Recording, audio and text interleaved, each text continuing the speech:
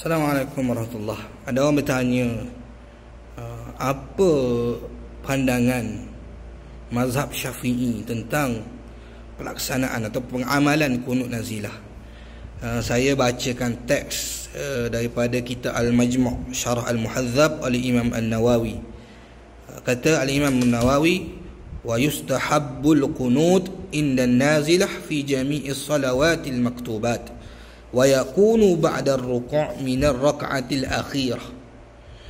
Disunatkan ketika wuduk, di sini ustaz ketika wuduk pula. Disunatkan kunut ketika berlaku musibah, yakni nazilah, dalam semua solat fardu.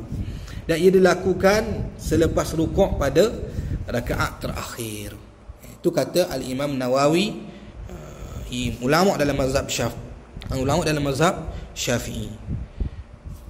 Kemudian dalam kitab Tuhfah Al-Muhtaj oleh Ibnu Hajar Al-Haytami, kata Ibnu Hajar, wa yustahabbul qunut fi nazilah fi jami'il maktubat hatta tartafi'.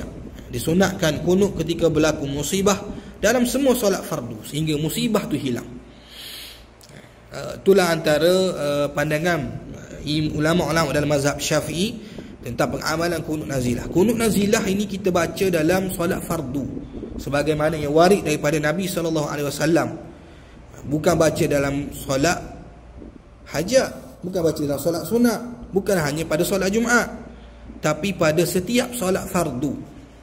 Itulah kalau kita mengikut mazhab Syafi'i. Jadi harap teman-teman sekalian jelas.